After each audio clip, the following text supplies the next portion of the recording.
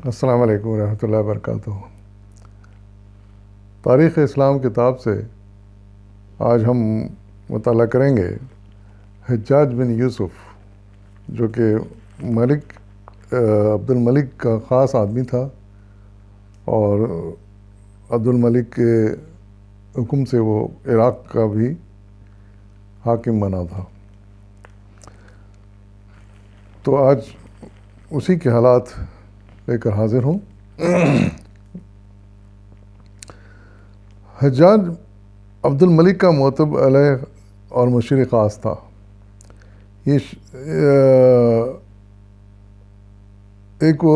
وہ ایک بلند پایہ خطیب اور ایک ماہر سیاستدان بھی تھا۔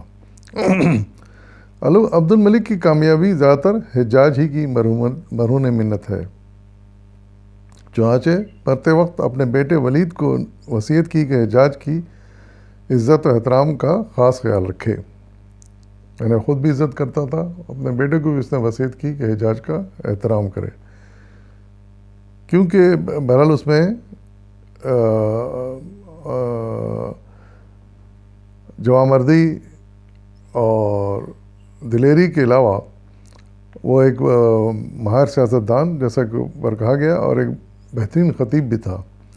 لیکن ان صلاحیتوں کے باوجود اس میں کچھ ایسی خرابیاں بھی تھیں جن کی وجہ سے اس نے بعض بڑے ہی قابل اعتراض اور غلط کام کیے۔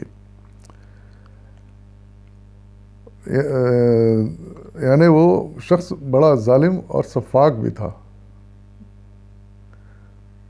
اپنے معاملات میں وہ بڑی سختی سے کام لیتا تھا۔ اس کا کچھ احوال ہم آگے پڑھیں گے۔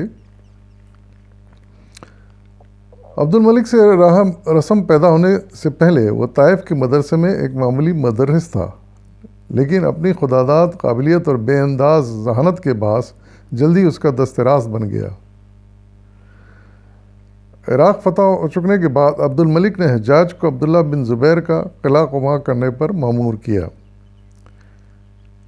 یہ ہم پچھلے حالات میں پڑھ چکے ہیں کہ عبداللہ بن زبیر کو شکست دینے کے لیے اس نے ان کو فوجوں کے ساتھ بھیجا۔ حجاج نے چڑھائی کر کے مکہ کا محاصرہ کر لیا اور سنگ باری شروع کر دی، جس سے کعبے کی عمارت کو بھی نقصان پہنچا۔ یہ محاصرہ مسلسل کئی ماہ تک جاری رہا۔ اس عرصے میں حجاج نے اہل شہر کی ایسی ناکہ بندی کی کہ وہ خورد و نوش کی کوئی چیز ان تک نہ پہنچ سکتی تھی۔ یعنی کھانے پینے کی چیزوں پر بھی اس نے پابندی لگا دی کہ وہ حرم میں جا سکیں۔ بالآخر وہاں پناہ لینے والے لوگ تھے وہ گھبرا گئے اور عبداللہ ابن زبیر کا ساتھ چھوڑ کر حجاج کی پناہ میں آنے لگے۔ ظاہر ہے کہ کب تک بھوک اور فاقہ برداشت ہو سکتا تھا۔ لوگ چھوڑ کر حجاج کی پناہ میں آنے لگے، حرم سے نکل کر حجاج کی پناہ میں آنے لگے، جس نے کہ ان کا گھیراؤ کیا ہوا تھا۔ یہاں تک کہ 10,000 اہل مکہ اس کے پاس پہنچ گئے اور ابن زبیر کے پاس صرف گنتی کی چند جاں باز رہ گئے۔ یہ ہم پچھلے حالات میں بھی پڑھ چکے ہیں، یزید کے دور کے۔ اور عبداللہ بن زبیر رضی اللہ عنہ نے یہ کیفیت دیکھی تو اپنی مختصر سی جمعیت کے ساتھ مقابلے کو نکلے اور بہادری سے لڑتے ہوئے جان دے دی۔ ظالم حجاج نے ان کی نعش کو 3 دن تک سولی پہ لٹکائے رکھا۔ یہ بھی ہم پڑھ چکے ہیں۔ ابن زبیر کی والدہ ماجدہ حضرت اسماء رضی اللہ عنہ کا ادھر سے گزر ہوا تو اپنے جگر گوشے کی لاش کو سولی پر لٹکے ہوئے دیکھ کر کمال صبر و استقامت سے بولیں، یہ شہ سوار ابھی تک سواری سے نہیں اترا۔ ان کا معروف جملہ پچھلی مضمون میں بھی آ چکا ہے۔ عبد الملک تک بلند ہمت ماں کے الفاظ پہنچے تو کانپ گیا اور حجاج کو حکم بھیجا کہ نعش کو فوراً سولی سے اتار کر حضرت اسماء رضی اللہ عنہ کے حوالے کر دو۔ یعنی یہ بات عبد الملک تک بھی پہنچی یہ خبر، تو اس نے پھر حکم دیا کہ عبداللہ بن زبیر کی لاش کو سولی سے اتارو اور ان کی والدہ کے حوالے کرو۔ اس فتح کے بعد عبد الملک نے حجاز کی ولایت حجاج کے سپرد کر دی۔ یعنی وہاں کا حاکم بنا دیا اسے، حجاز کا، یعنی مکہ مدینہ کا۔ خارجیوں کے ساتھ جنگوں کے ضمن بیان کرائیں کہ اہل کوفہ بصرہ کو جب بشیر بن مروان حاکم عراق کی وفات کا پتہ چلا تو وہ محلب اور عبد الرحمن کا ساتھ چھوڑ کر اپنے اپنے گھروں کو واپس آ گئے۔ ناچار محلب کو پسپا ہونا پڑا، اس نے غصے میں آ کر عبد الملک کو خط لکھا کہ یا تو جلد از جلد مزید فوجیں بھیجو ورنہ مجھے اس مہم سے فارغ کر دو۔ عبد الملک اچھی طرح جانتا تھا کہ اگر محلب نے مہم سے کنارہ کشی کر لی تو خارجی سارے عراق اور فارس کو پامال کر دیں گے، اس لیے فیصلہ کیا کہ اب عراق کا والی کسی ایسے سخت آدمی کو مقرر کرے جو اہل کوفہ اور بصرہ کو ان کی سرکشی پر قرار واقعی سزا دے اور انہیں مجبور کرے کہ وہ فوراً محلب کے پاس پہنچ جائیں۔ بڑی سوچ بچار کے بعد اس نتیجے پر پہنچا کہ اس کام کو سر انجام دینے کے لیے حجاز سے بہتر کوئی شخص نہیں ہو سکتا۔ چنانچہ اسے حکم بھیجا کہ حجاز کو چھوڑ کر فوراً عراق روانہ ہو جاؤ۔ حجاز سے 12 سواروں کے ہمراہ چل کھڑا ہوا اور ایک پاؤں پھٹنے کے وقت کوفہ پہنچ گیا۔ سیدھا جامع مسجد میں آیا اور منادی کرا دی کہ اہل شہر مسجد میں جمع ہو جائیں۔ لوگوں کو حجاج کے تقرر کا علم نہیں تھا اور چونکہ اس وقت وہ چہرے پر سرخ نقاب ڈالے ہوئے تھا اس لیے کوئی اسے پہچان بھی نہ سکا۔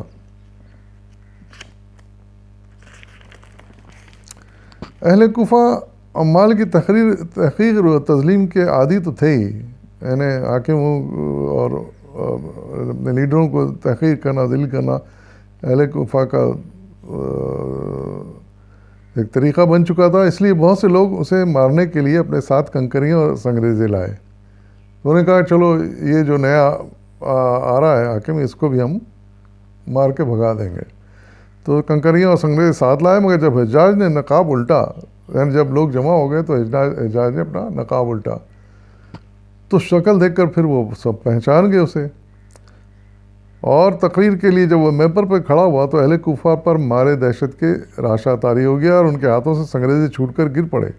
حجاج نے انہیں مخاطب کر کے ہولناک تقریر کی جس کا خلاصہ یہ ہے، یعنی اس کا روب اتنا تھا کہ اس نے جیسے ہی اپنا نقاب ہٹایا لوگوں نے جو اسے پہچانا تو وہ ان کے ہاتھ سے وہ پتھر چھوٹ گئے، اور اس کے بعد پھر اس نے ممبر پر کھڑے ہو کے تقریر کی۔ اس کے تقریر کا مختصر احوال یہ ہے، اس کے الفاظ ہیں: حاضرین، خدا کی قسم میں شر کو اس کی مناسب جگہ پر رکھتا ہوں اور اس کا پورا بدلہ دیتا ہوں۔ میں یہاں بہت سے ایسے سروں کو دیکھ رہا ہوں جن کے کٹنے کا وقت قریب آ گیا ہے، اور مجھ کو متعدد عمامے اور داڑھیاں نظر آ رہی ہیں جو خون میں شرابور ہونے والی ہیں۔ اب معاملہ آخری حد تک پہنچ چکا ہے، میں آسانی کے ساتھ دبنے والا نہیں ہوں، حوادث مجھے ڈرا نہیں سکتے۔ امیر المومنین نے اپنے تمام تیروں کو جانچا اور میں سے جو سب سے زیادہ سخت اور جگر دوست تھا وہ تمہارے اوپر چلایا ہے۔ میں وہی تیر ہوں، میں تمہاری سب شرارتیں بھلا دوں گا اور تمہارے کس بل نکال دوں گا۔ ایک سخت یعنی تقریر تھی اس کی جس میں بڑی اس نے دھمکیاں دیں۔ پھر آگے وہ بولتا ہے کہ تم ایک مدت سے فتنہ فساد اور بغاوت اور شرانگیزی کے عادی ہو چکے ہو، اب تم سیدھے ہو جاؤ اور سرکشی چھوڑ کر اطاعت کر لو، ورنہ خدا کی قسم تمہیں نافرمانی کا پورا مزہ چکاؤں گا اور تمہاری کجروی کو درست کر کے تمہیں راہ راست پر لاؤں گا، تمہیں لکڑی کی طرح چھیل دوں گا اور پھول کی پتیوں کی طرح جھاڑ دوں گا۔ تم اس بستی کے باشندوں کی مانند ہو جس کا ذکر قرآن مجید میں کیا گیا ہے کہ بڑے اطمینان و سکون سے خوشحال رہ رہے تھے کہ لیکن اللہ کی ناشکری کی جس سے بھوک اور خوف کا عذاب ان پر مسلط کیا گیا۔ قرآن کے ایک آیت کو بھی اس نے کوٹ کیا۔ یاد رکھو میں تمہیں سرکش اونٹ کی طرح ماروں گا اور تم پر اتنے مصائب نازل کروں گا کہ تم سرکشی بھول کر متی ہو جاؤ گے۔ خدا کی قسم میں جو کہتا ہوں کر دکھاتا ہوں، اگر تم حق پر نہ آئے تو میری تلوار عورتوں کو بیوہ اور بچوں کو یتیم کر دے گی۔ تمہیں تمہارے حال پر چھوڑ دینے کا مطلب یہ ہے کہ سرحدوں کو بیکار کر دیا جائے اور دشمنوں کو اجازت دی جائے کہ وہ ہمیں پامال کر دیں۔ امیر المومنین یعنی عبد الملک نے مجھے حکم دیا ہے کہ تمہاری تنخواہیں تقسیم کر دی جائیں اور تم 3 دن کے اندر محلب کے پاس خارجیوں کے مقابلے پر پہنچ جاؤ۔ محلب جو دوسری جگہ کا اس وقت حکمران تھا اس نے کہا تھا کہ میری مدد کو آئیں، کیونکہ خارجیوں سے وہ ان دنوں لڑ رہا تھا۔ خدا کی قسم وہ تیسرے دن کوئی کفام میں نظر آیا تو اس کی گردن اڑا دی جائے گی اور گھر بار لٹوا دیا جائے گا۔ اس لرزہ خیز تقریر کے بعد حجاج نے اپنے غلام کو حکم دیا کہ وہ امیر المومنین کا فرمان پڑھ کر سنائے۔ ابھی وہ ابتدائی فقرہ السلام علیکم ہی پڑھا گیا تھا کہ حجاج اہل کوفہ پر برس پڑا اور کہا کہ امیر المومنین تمہیں سلام کہتے ہیں اور تم میں اتنی تمیز بھی نہیں کہ تم اس سلام کا جواب دو۔ تب تمام مجموعے نے ہم آواز ہو کر وعلیکم السلام کہا۔ تب حجاج نے سارا فرمان پڑھ کر سنایا۔ اس تقریر سے اہل کوفہ کے دلوں پر دہشت اور خوف طاری ہو گئی۔ انہوں نے اپنے سامان بھی درست نہ کیے اور مہلب کے پاس روانہ ہو گئے۔ کہتے ہیں کہ کوفہ کے پل پر اتنا مجمع ہو گیا کہ حجاج کو ایک نیا پل بنانا پڑا۔ 3 دن کے اندر کوفہ خالی ہو گیا۔ یعنی اس سے اتنے خوفزدہ ہوئے لوگ کہ پھر وہ جیسا حکم دیا گیا تھا وہ کرنے پر آمادہ ہو گئے۔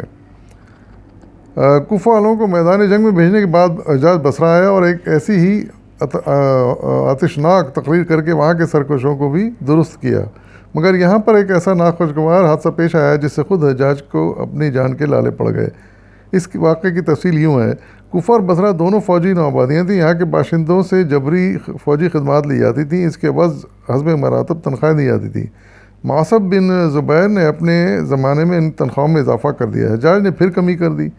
ابن جارود نامی ایک شخص نے تو اس تخفیف کے خلاف آواز اٹھائی، بہت سے دوسرے لوگ بھی اس کے ساتھ ہو گئے۔ حجاج کے پاس مدافعت کا کوئی سامان نہیں تھا۔ خیر خواہ نے صلاح دی کہ بصرہ چھوڑ کر کوفہ چلے جاؤ، مگر اس نے تسلیم نہ کیا۔ ابن جارود نے دعویٰ کر کے اس کا خیمہ لوٹ لیا۔ اسی اثنا میں حجاج کے ساتھیوں کی بھی کافی تعداد پہنچ گئی اور ابن جارود دوبارہ مقابلہ کو آیا۔ حجاج کی فوج اس کی تاب نہ لا سکی، بھاگنے ہی کو تھی کہ اچانک ابن جارود کو تیر لگا اور وہ ہلاک ہو گیا۔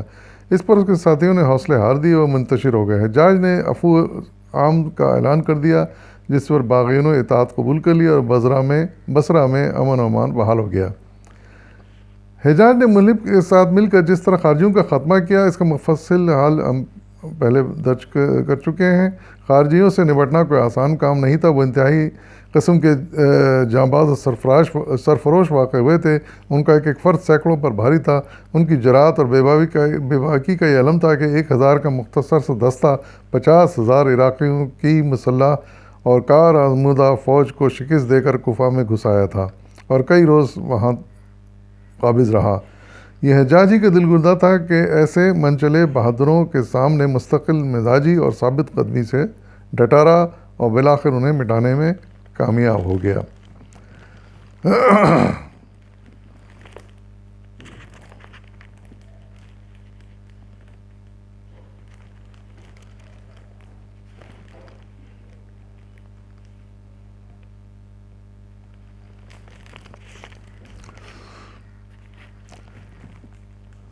عبد الملک کے بعد ولید تخت پر بیٹھا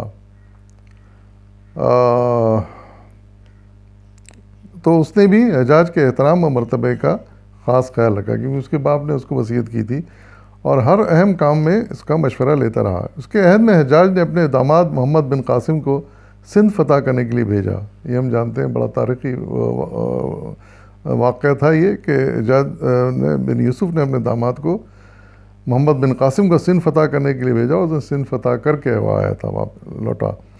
95 ہجری میں حجاج بن یوسف کا کوفہ میں انتقال ہو گیا۔ وہ 3 سال تک حجاز کا امیر رہا اور پورے 20 برس تک عراق پر حکومت کی۔ اس کا مرتبہ نائب السلطنت کا تھا۔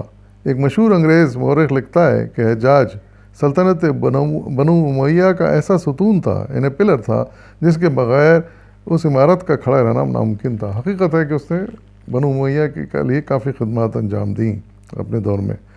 اگرچہ وہ ظالم، جفاجو اور سفاک اور جاہ پسند تھا، مگر اس میں چند ایک اعلیٰ صفات بھی تھیں جنہیں نظر انداز نہیں کیا جا سکتا۔